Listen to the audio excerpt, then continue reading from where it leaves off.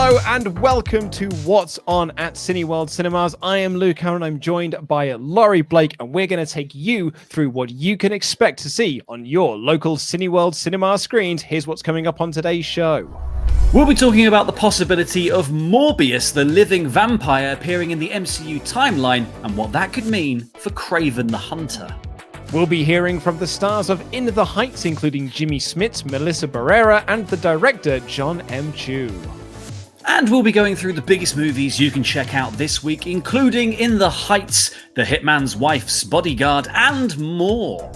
But to kick things off, we're going to talk about a movie that we're not expecting to see until early next year. It was a movie that we were obviously meant to see last year, and then it got pushed back, and now it's pushed back into 2022. But it's Morbius, the Living Vampire, starring Jared Leto. I'm not going to say classic Spider-Man villain, just the Spider-Man villain, Morbius, the Living Vampire. He had a big role in the cartoon, Luke. He had a big role in the cartoon.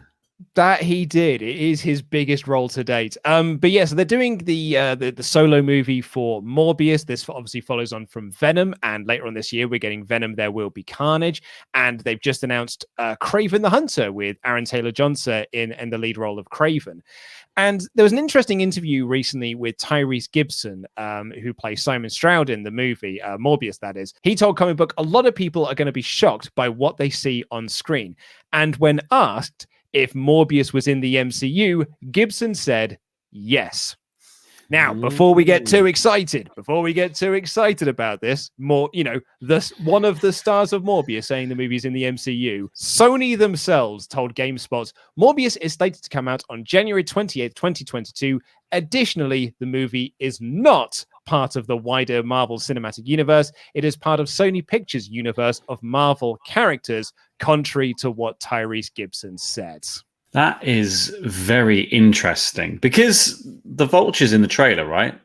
When Vulture appeared in that trailer, everyone was like, from the MCU. So yes, this is our connection, yeah. So this suggests to me that something big could be happening with Spider-Man. What's No Way Home? Spider-Man No Way Home, that puts it into its own pocket universe again. I don't know. It could be. We're going to open up a multiverse in the MCU, right? This is what Doctor Strange's title is: the Multiverse of Madness. It seems like all the things that are hinting about Spider-Man, with the idea that Andrew Garfield and Tobey Maguire are going to be reprising their roles as Peter Parker as well. There could be a kind of the literal Spider-Man meme could happen in the film, Luke. The literal Spider-Man meme could happen in the film. But they're all going to meet each other, and all these worlds are going to collide. But that means that, for a brief moment, the Sony universe could cross over in that sense of the characters they've kept away from kind of being part of the MCU could either join the MCU and merge with it completely, or it could be a way of neatening up the timeline of being maybe Tom Holland's Spider-Man just moves over into Marvel full time, and then the world that he left is left with Venom and Carnage and Kraven and Morbius and all that kind of stuff, and that just lives in its own little Sony pocket universe that was, for a brief period of time, Luke, part of the MCU, but no longer is. I mean, it could be because Sony's deal with Marvel isn't for the longest period of time. The idea was Amy Pascal was trying to get this shared Spider-Man universe off the ground when the MCU was they were in their heights in 2014. It was the lead up to Age of Ultron, and Sony were okay, well, we've only got Spider-Man, so let's just build a Spider-Man universe. We'll do the Amazing Spider-Man 2, which will feature the Sinister Six. That Sinister Six can spin off into its own movie. They were going to do a Sinister Six movie, lest we forget. And they were going to do a Venom movie off the back of that. And they had this whole, there was Black and Silver, the Black Cat movie they were going to do. So they had, all these big, grand plans. And unfortunately, the Amazing Spider-Man 2 tanked. And that kind of killed all of their prospects that they had. So Amy Pascal then signed this deal with Disney and Marvel Studios to license out Spider-Man into the MCU for, I think it was a handful of Avengers movies, and maybe I think it was actually just Avengers movies, with the trade-off being that Spider-Man, the original Spider-Man Homecoming, would get 2 MCU characters, which we got in Iron Man, and that Captain America where he sits down, so you decided to be bad at school, for that meme that we now have. And so that deal is going to come to an end at some point. Are Sony going to re-up and continue having Spidey, Tom Holland's Spidey within the MCU? Or, as you kind of pitched there, now that you've got the success of Tom Holland as Spidey, taking him back into your own universe, and now you kind of like you using Venom, the Carnage movie, Morbius, Kraven to like lay the groundwork, so you then have your own Sinister Six for him to come back to. Yeah, I think I would re-up the deal personally if I was the one in charge of it, because I think the best advert for your Spider-Man movie is Spider-Man also being in the Avengers movies, because that makes you feel like it's part of the bigger, more important timeline. It's splintering off into its own thing. I think it can work. I think it can work, and I think Tom Holland is such a engaging presence as Spider-Man. They've done such a good job with these movies to kind of. He's definitely the best Spider-Man we've had in the cinema. Oh, yeah. Tobey Maguire was sort of hit or miss, hit and then miss. That's how I would characterize those three films. Tobey Maguire was good for 2001. Like he was, he was the best Spider-Man we could have asked for at that point. he's not the Spider-Man we deserved, but he's the one we got. Yeah, and I think Sony will suffer if they try to make their own universe. I think it's interesting that they're clearly laying the groundwork for all these different types of movies that they're going to be able to kind of plumb from this one license. That's fascinating, because you're going to get these kind of side stories that never really got the light of day in, like, there's very limited comic releases about a Morbius or about a like Venom and Carnage. Like they've obviously like grown into bigger characters over time, but they're still not that upper echelon of characters that Marvel in the MCU have been using. Though Marvel, I guess you could counter that by saying that Marvel, when they didn't have the X-Men license, made all the Avengers big deals again. Exactly, those weren't necessarily big deals. So it's definitely doable to suddenly turn Kraven into a cinema must-see. I'm just remain to be sold on it yet. I would much rather see it become part of a wider universe where you can lean on these established characters and these stories also that we've been invested in for over 10 years now. Yeah, exactly. And I think you could also make the argument that Tyrese Gibson said yes when he wasn't supposed to. And the whole MCU thing was meant to be this big grand reveal that like Tom Holland Spider-Man shows up. So Sony are now doing the big backpedal of like, whoa, actually, Tyrese Gibson is wrong with what he's. Mr. Gibson is more than is more within his right to say things in interviews, but he is wrong, contrary to what you may have heard. So there's every chance as well. He just said yes when he was supposed to say, you'll have to wait and see.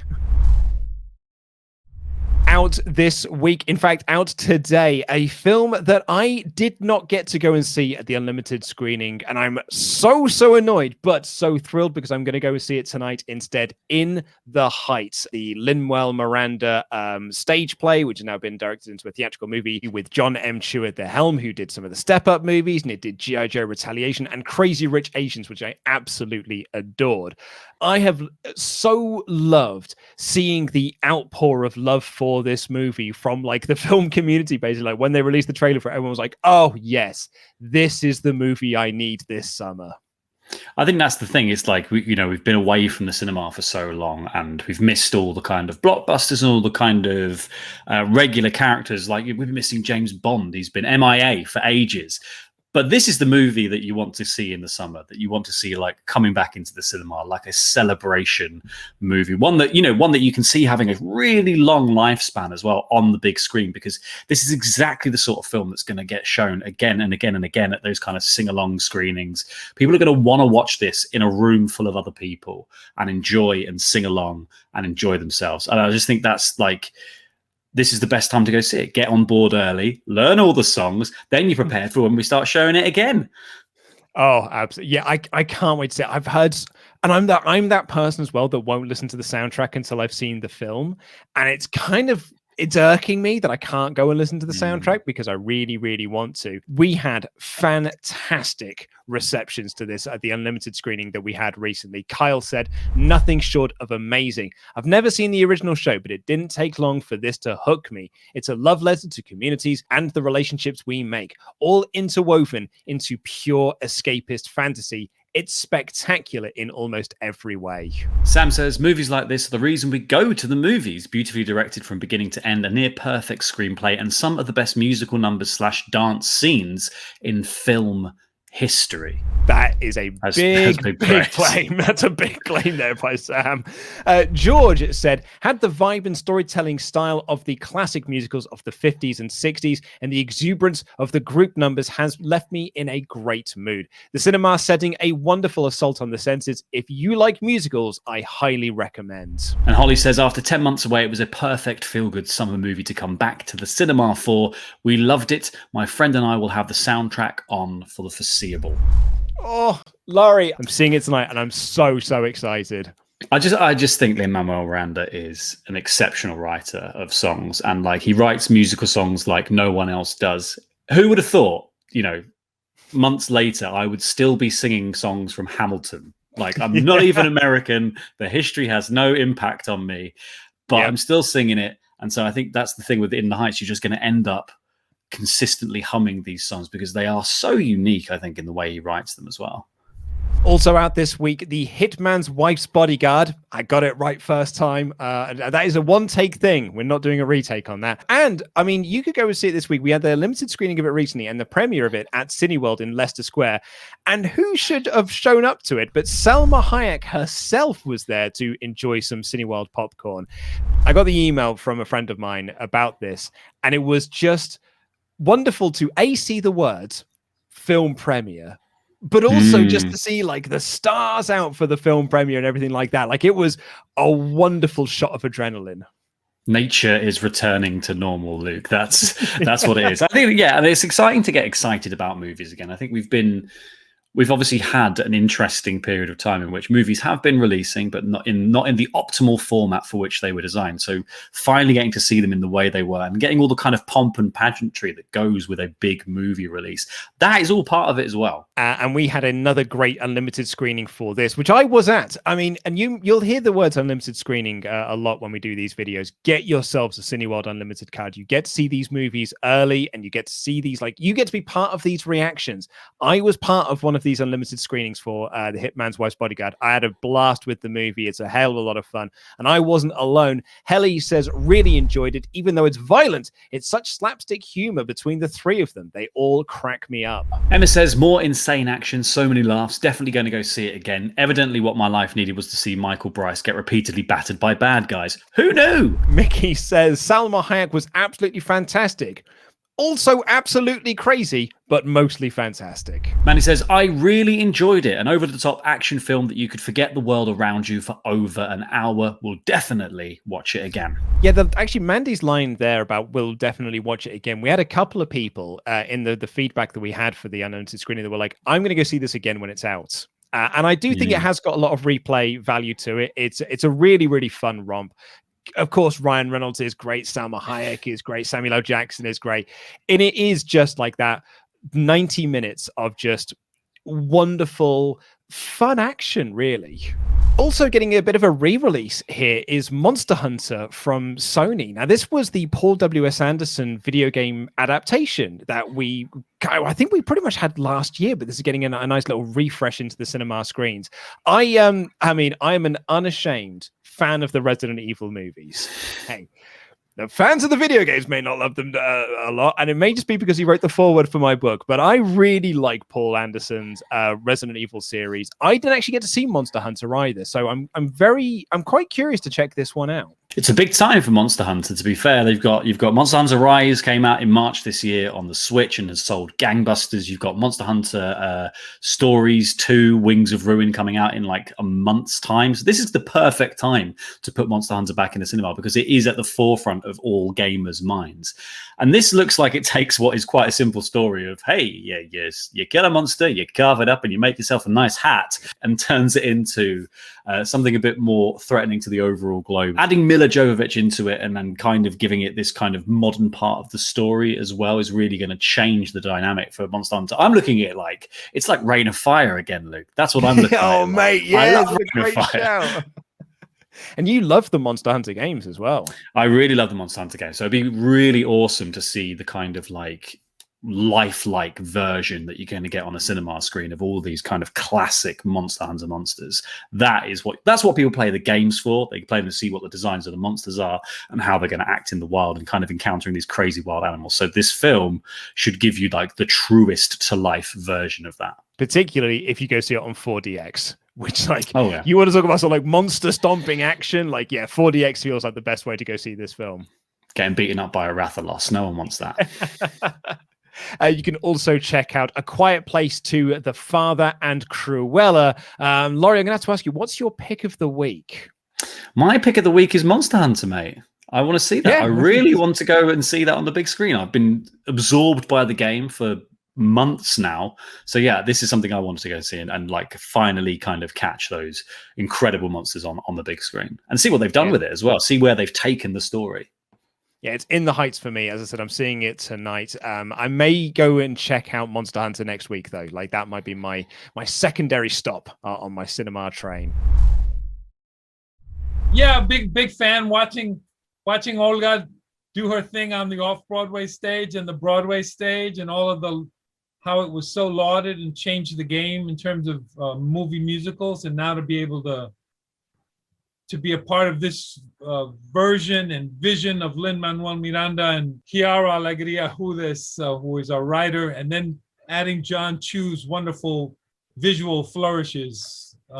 It's just, music hits you in a way that no other thing can. So after the pandemic, I think it's the perfect vehicle for audiences to see. And Gregory, sort of speaking of interesting scenes to shoot, I don't think it's a big spoiler to say that you have a really incredible scene in the pool where you're sort of singing and dancing and splashing around. How difficult was that to kind of learn and film that scene? Learning wasn't that bad. I actually learned the dance in a day. I think I'm fortunate enough to be able to pick things up really quickly. So, but learning it, I had a lot of freedom working with the choreographers, our amazing dance team, and being able.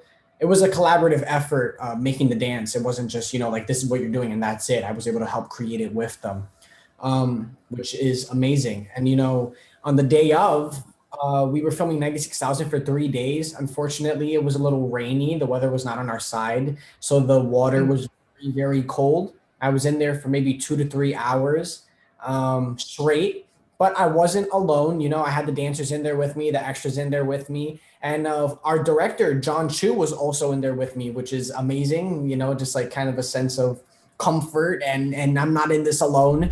I remember seeing it on Broadway for the first time and never heard of this guy Lin-Manuel Miranda before, but leaving with my jaw on the floor and my heart in my lap. He spoke things, him and Chiara were able to write something that spoke to me, who lived across the country in a Chinese family, of things of I knew what it felt like to grow up with not just your parents raising you, your aunts and your uncles and your grandmother, and the dreams and the hopes they put on your shoulders, and how that can feel complicated and messy, and they did it with song, dance, and joy. I'd never seen anything like that felt so personal. I never thought I'd direct the movie, but it always had that imprint on my heart. And obviously you mentioned that the music, there's lots of amazing, great songs in there, but what's the song that's been stuck in your head that you can't stop humming? 96,000 is really hard to leave from your hand. I think that When the Sun Goes Down is hard to leave from your head. There's so many good songs. I mean, I was blessed to come into a project that had like all these hits, and you're like, great, how do I visualize that? How did that match the beauty of the song? Yes, I'm sure everyone will be addicted to all of them. Oh my God, can you imagine that I'd been literally praying at night to play Vanessa since I was 17 when I first saw it on Broadway. That was one of my dream roles, along with Mimi and Rent and Ben Land Spring Awakening. I had like my roles that I was like, I want to play these roles on Broadway, and Vanessa was one. And I started auditioning while I was in college, actually, for every time that they held open calls for, replacements of any of Broadway, of tours, I would be there. Never ever got a call back, never ever anything. And then, 10 years later, in 2017, when I moved to LA, I hear about the auditions and I send in a self-tape, and And luckily, I was moving to LA, because otherwise I would never have found out in Mexico about it. What do you hope that audiences will feel and kind of take away when they leave cinemas after having seen the film? I hope that they feel joy and hopeful for the future, for the world opening back up. I hope that they feel excited about being in crowded places again and dancing with people and hugging people. And I hope that people identify with the characters, that they see their stories, and that they know that, yes, it's a story about this very specific neighborhood in Washington Heights, but it's a universal story. It's a story of people that dream big and about a community that comes together. So I hope that they claim it and that they allow themselves to get carried away with us. Through all the adversity that this community goes through, it's amazing that the sense of joy is always part of the dynamic. Even when in sadness, even in alabanza, there's joy too. And I think, it's endemic in the thematic core of the film and what John did in visualizing it. And I just think that audiences now, because of what we've experienced communally, worldwide, not only in our country, but you guys as well, we've had to reckon with other issues, social issues as well. And as we come out of all of this, hopefully there'll be an acceptance of this piece of joy that we're giving to audiences writ large. My favorite thing of seeing a movie is the fact that you are going into a zone where you're turning off everything, you're turning up the lights, you're with your family members or someone you love, and you're with total strangers you've never met, and the lights turn on and you have this communal dream together. And at the end, you're not alone in your dream. You get to chat about it, debate about it over dinner. You may look something up on the internet because of it. You may listen to new music because of it. You may try new food because of it. And how beautiful is it that we give space in our day to be curious again. Also available to book your tickets for now, a film that I know Ollie Davis is very excited to see, Fast and Furious 9. I'm really excited to see this, but to go and see it on 4DX or IMAX, that feels like, I watched the trailer for it again recently. It looks BANANAS bananas. I am so down for it though.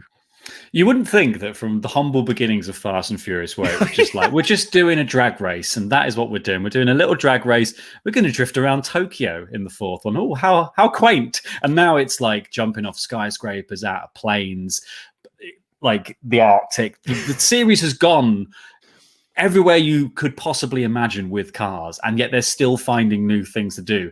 And I'm sure Tyrese Gibson's also probably said this is part of the MCU as well, so it's definitely worth seeing for that reason.